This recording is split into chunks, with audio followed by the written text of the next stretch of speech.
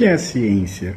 Você já pensou sobre isso? É comum no nosso dia a dia a gente usar a ciência como forma de legitimar, de justificar o nosso entendimento do que as coisas são e de como elas funcionam. Mas como que é produzido esse entendimento? Como é produzido o conhecimento? Bom, a gente determina o funcionamento das coisas a partir da definição dos seus efeitos e das suas causas, ou seja, estabelecendo uma relação de causalidade entre as coisas. Nós temos aí, então, duas operações em jogo. Nós produzimos o conhecimento olhando para os efeitos e determinando quais são as causas desses efeitos, e nós fixamos esse conhecimento olhando para as coisas e apontando elas como causas e mostrando como elas produzem determinados efeitos.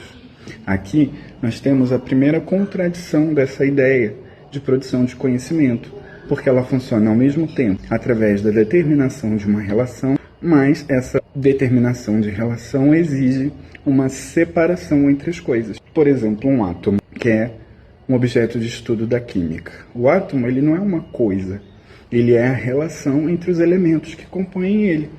Os prótons, os elétrons, os nêutrons, que por sua vez também não são coisas, são relações entre as partículas quânticas. E aí a gente já entra no campo da física.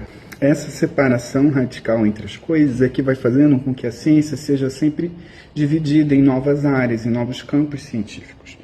A física, a biologia, a química, a geologia, as ciências humanas, a história, a sociologia, a antropologia, etc. Só que entender a relação entre as coisas sempre fez parte da história humana. A medicina, a engenharia, a arquitetura, a matemática, a filosofia, a política, a história, elas já existiam antes disso, que a gente chama de ciência. A ciência, tal como a gente entende hoje, ela é uma construção que aconteceu entre os séculos XVI e XVII, no período das conquistas e das colonizações, e também o momento em que se estava separando Estado de Igreja. E acaba servindo como uma forma de deslegitimar outras produções de conhecimento e de mostrar a superioridade europeia sobre as populações que ela dominou.